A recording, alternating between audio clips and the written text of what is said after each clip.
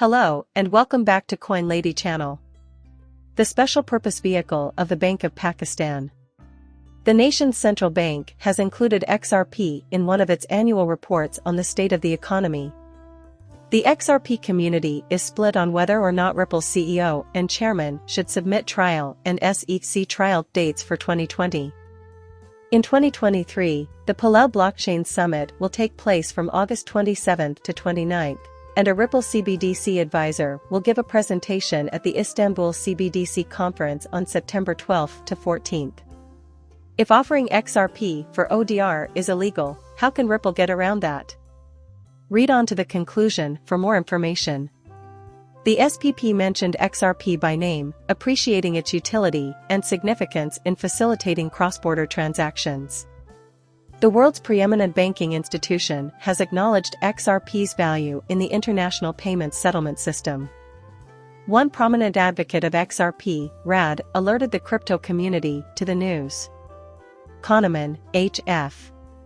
The top dog just tweeted on how important cryptocurrencies are to the global financial system, and in its annual financial report it discussed the advantages and disadvantages of cryptocurrencies and the Internet of Things. Bitcoin and other cryptocurrencies are singled out as a means to launder money and fund terrorist activities in the SPP. The SPP's closure of the dark web marketplace known as Silk Road was mentioned, as was the work of Terraform Labs and the collapse of the FTX cryptocurrency exchange. In the meantime, the bank kept track of the various crypto-related regulatory procedures implemented by apex banks. Despite the doom and gloom forecasting, the report pointed out several potential benefits of cryptocurrencies, such as facilitating financial inclusion and international payments. However, it was argued that these benefits will not materialize in their whole until certain conditions are met. The SPP stressed the importance of clients having both financial and technological literacy in order to advance financial inclusion through crypto assets.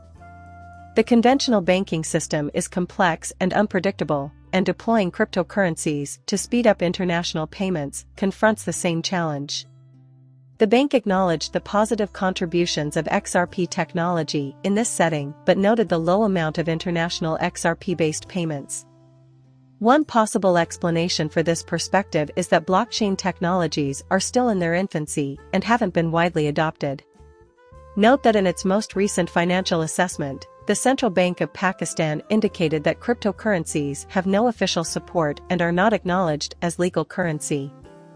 The financial institution added that nobody has been authorized to operate a Bitcoin exchange. Meanwhile, it's noteworthy that negotiations are underway between 30 countries and Ripple, the blockchain technology startup that supplies XRP for international payments. More than 15% of the world's countries may adopt the Ripple CBDC platform, according to some estimates. If you want to be among the first to know about any XRP-related updates, please subscribe to our channel and click the bell icon.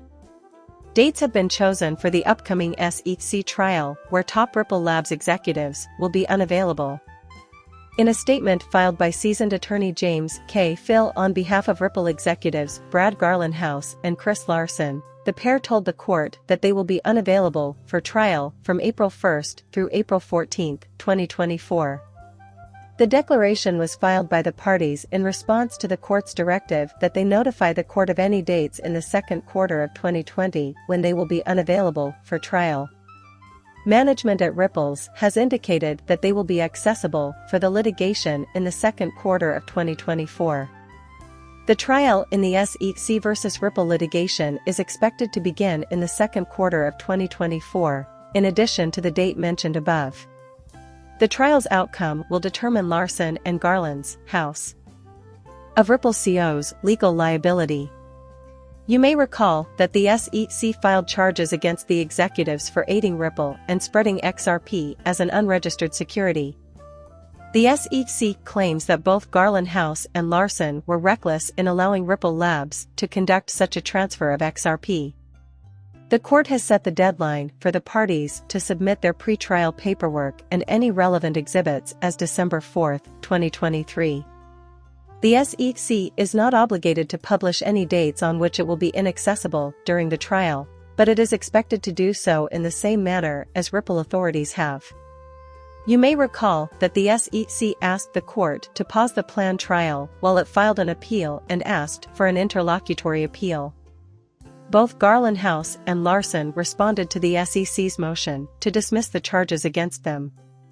Attorneys for the Ripple executives argued that the district court's hearings should continue even though the default statutory procedure for an interlocutory appeal states that it should not. House Garland has taken significant measures to fortify his defenses. Garland House has received interest from two prominent attorneys from Cleary Gottlieb Steen and Hamilton LLP as the trial date approaches. Caleb J. Robertson, an attorney representing Garland House in the SEC action, formally filed an appearance, as evidenced by letters that fill in published omissions. The CEO of Ripple, Pro-Hack Weiss, also recently hired attorney Michael, a showman. To give some context, the phrase pro-hack Weiss is a legal term for when an attorney asks to represent clients in a jurisdiction where they do not hold a valid license. Notably, both lawyers want to defend Garland Home in the upcoming trial. There will be a CBDC conference in Istanbul in 2023, and there will be a blockchain summit in Palau. James Wallace, Vice President of Central Bank Engagements and Central Bank Digital Currencies at Ripple, will speak at both events. The fantastic news was announced on Sunday by the organizers of the Palau Blockchain Symposium, and the XRP community had many things to say about it. The long-awaited summit's focus will be on how to proceed with the new governance and sustainability chain for Web3. According to the announcement, the financial advisor, business developer, and blockchain experts will talk about the CBDC and stablecoin projects being developed by Ripple. One of our speakers at the Palau Summit will be James Wallace, VP of Central Bank Involvement at Ripple and CEO of the CBDC.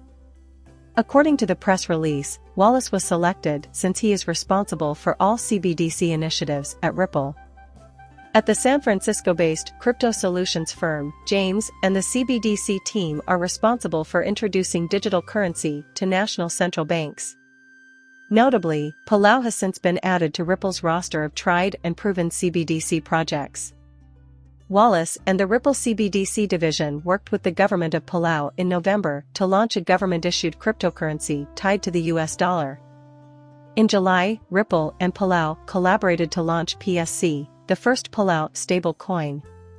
Therefore, a government official from Palau broadcast a real-time PSC demonstration over the XRPL. XR Skin made it possible to monitor PSC in real time on the XRP ledger, which could help with transparency.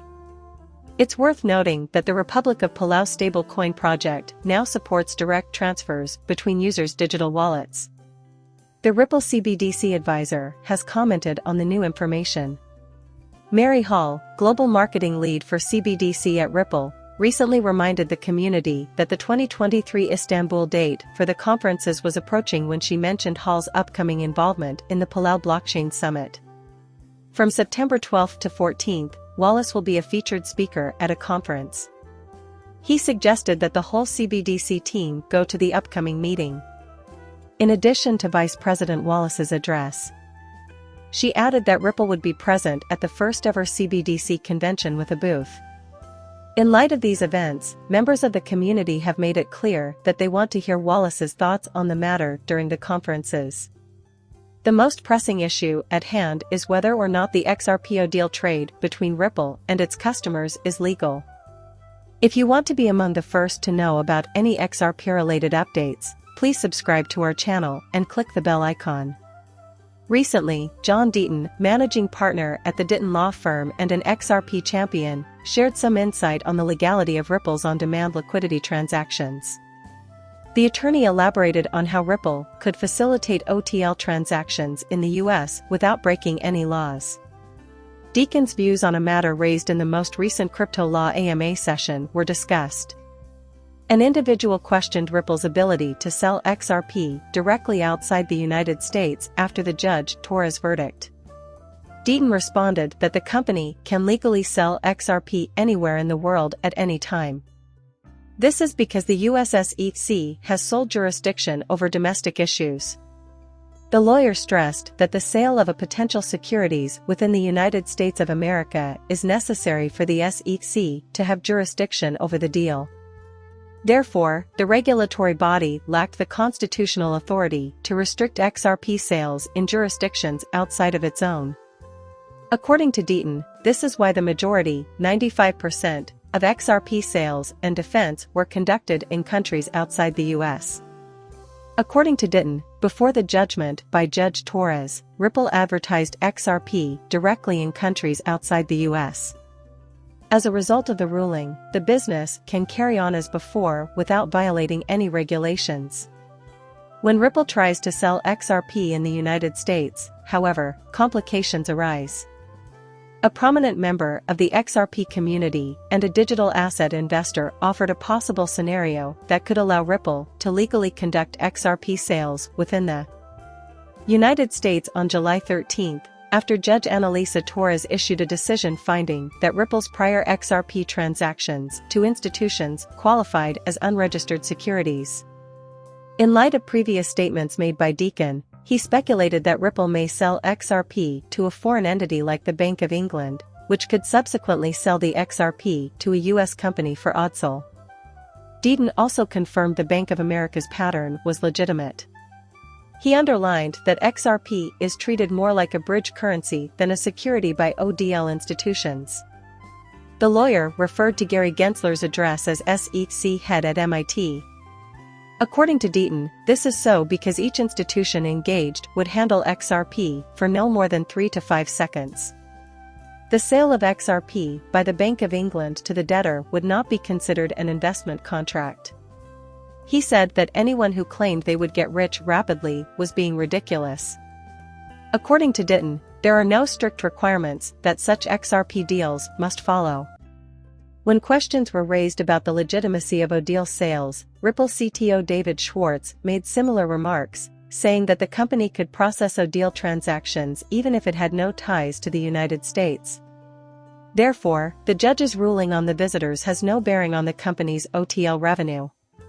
Ripple has no trouble preventing ODSL from working in countries other than the US. If the XRP used in the transaction originates from outside the corporation, however, he suggested it may be done in the United States. Gentlemen, the video is now over. If you liked the video, please click the like button. Make sure you subscribe and hit the bell icon to receive alerts. See you soon, bye.